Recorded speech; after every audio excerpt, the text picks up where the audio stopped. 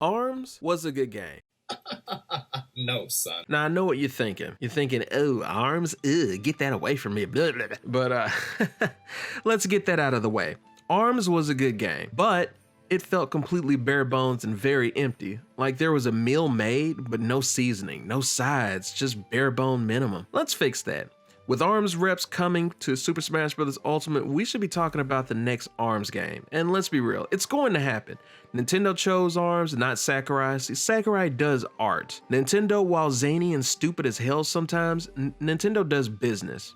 If you like this video, feel free to subscribe, Patreon, and stick with me all the way to the end. So, just to clarify that Nintendo does business, let's take a look. Joker. Joker technically came with Persona Scramble. Why Persona 5 is not on the Switch yet is literally beyond me. That's really stupid, but it is what it is. That's what Joker came with. Hero came with Dragon Quest XI. Terry came with a fleet of SNK arcade games prior.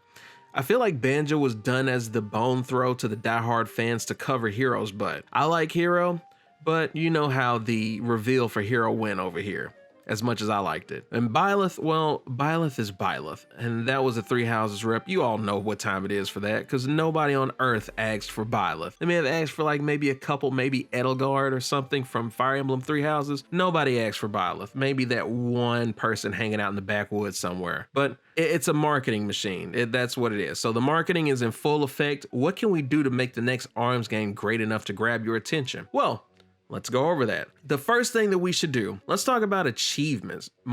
And not only that, more personality like Punch-Out. With the achievements, I believe they added achievements later in the original ARMS game, but let's get some more variety of it. Achievements, I honestly don't give a crap about them, just to be completely real. If they're achievements to help advance the game or make it to where I get like new skills or abilities or items or something, then I'm for it. But achievements just for achievements, I don't give two craps about it. But people really like achievements, especially on Xbox. I think they do some on PlayStation, I'm not sure. I don't even remember because I don't pay attention to it at all, but no question, achievements should definitely be added to the game. The next thing that we should definitely add is an actual story. See, the original ARMS game, for those that are not in the know about ARMS, it was very bare bones minimum. It was the barest of bones. There technically really wasn't a story. There was a story in the sense that you had characters on the screen that did things and other things happened, but there was no actual story. There was like the little illusion of something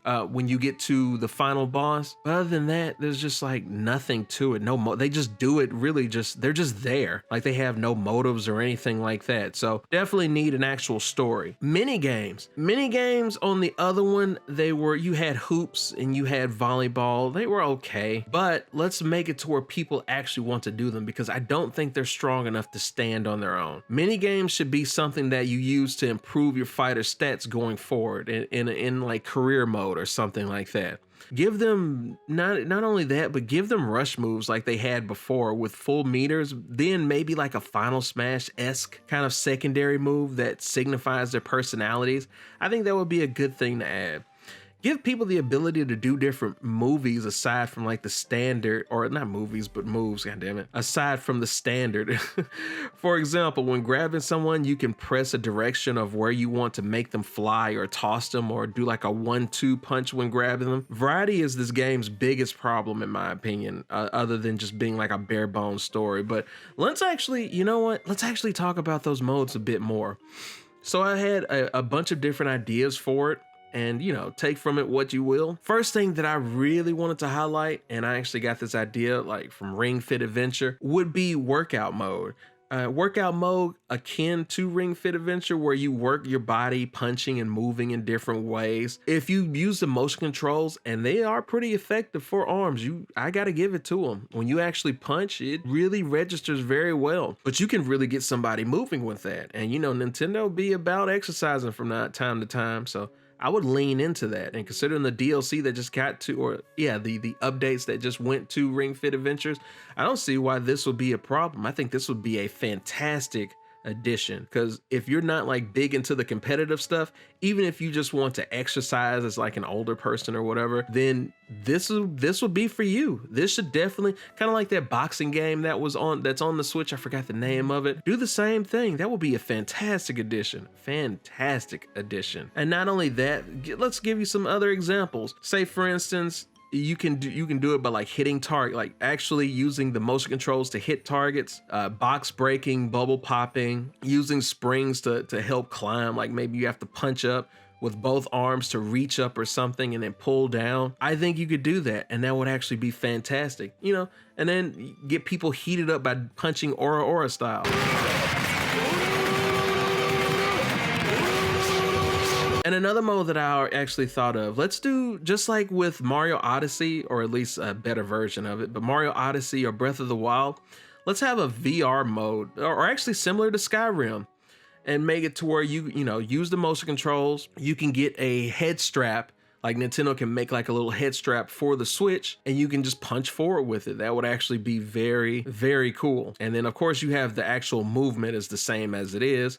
You just use your fingers to move with the joystick or the Joy-Con, and I think that will work pretty well. Let's add creative characters too. They don't have to be very detailed and specific, but I think that would be nice for the customization aspect to help with this whole bare bones feeling thing that ARMS provides. Let's have like 12 options for males and females or something like that. I think that would be really cool, really simplistic, because the ARMS itself, you can already kind of switch them out. Let's just add more customization, different face, hair designs, clothing, maybe tattoos or something, or color schemes. You can do all of that. And then let's add a boss rush mode too. And it's just simple, it's boss rush mode. There's nothing else really to say to that. Let's add bosses to ARMS and then just make it to where you can just run through them. You can set your difficulty settings. That's not much of a big deal. And then of course the career mode. Career mode is something that you technically already had in the game, but really let's take it a step. Let's take it way further. Let's make an actual story out of career mode. Let's give them motives for why they do what they decided to do.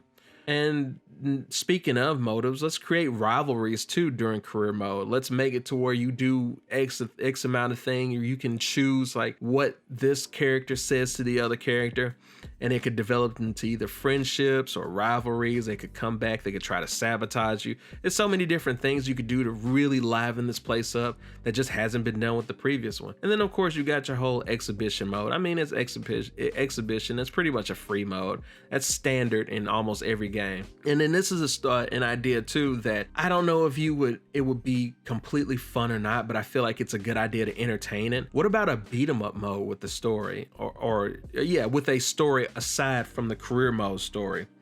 Like fighting a bunch of drones, proceeding through them in a slightly longer level than what the ARM stages already have. And then say for instance, so you can get through the level without it slowing down, you can increase the movement speed as you move forward, or a stage is only slightly bigger than the general one and a narrow path forward. I think that would be pretty fun to do. That would definitely add consistent replay value. Or actually, you know what? No, check this out. A boss rush collection mode, and this would be going through that same mode with like a bunch of different drones and stuff, that you have like an endless wave of drones for a set amount of time, and then you have to fight off the waves of enemies, and make sure that there's a variety of the enemies. Don't make like one or two of them. That's boring. Like, variety is the spice of life. So let's keep that variety going. But yeah, let's give them a wave of different enemies. And then not only that, if you're playing like multiplayer, you can revive downed allies. And let's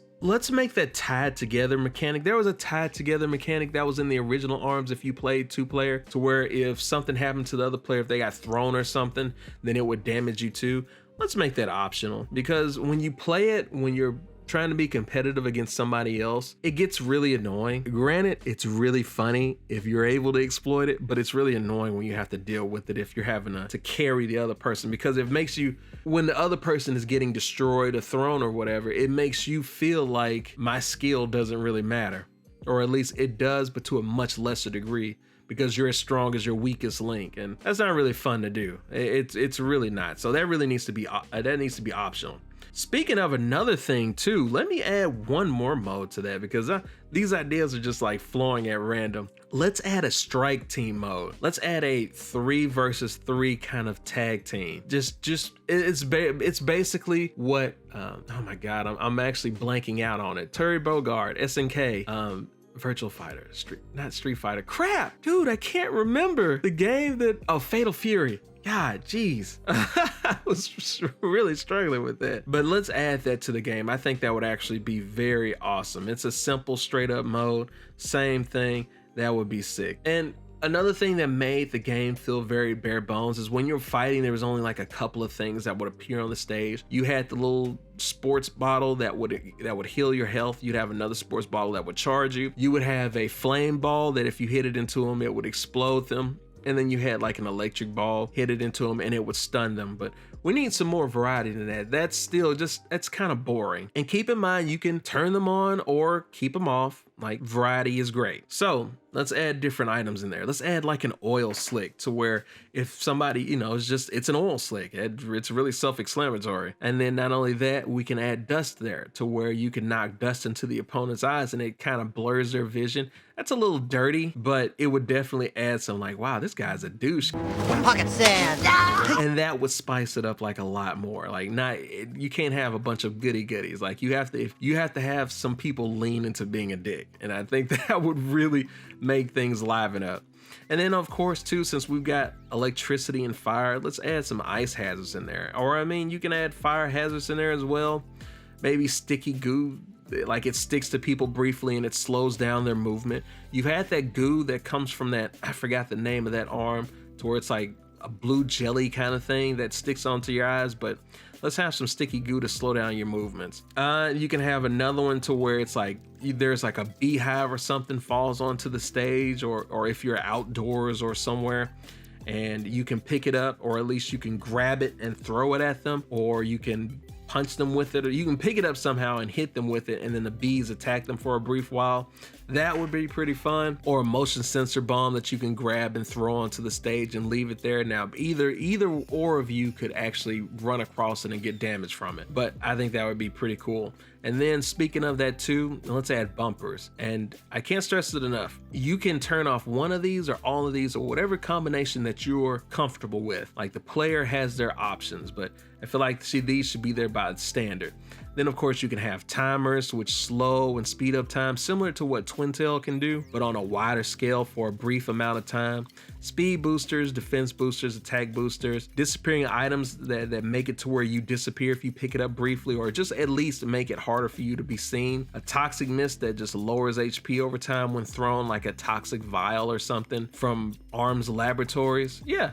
That would actually be pretty great. Or maybe like a bubblegum thing to where you can the character can blow a bubble and blow it onto the battlefield so it can pop other opponents, or you can probably pop yourself. Now let's talk about collectibles. Now notes and entries or something like that could be added for the collectibles through the game that help flesh out the story further. This is in by no means a substitute for good storytelling. Let's be clear on that.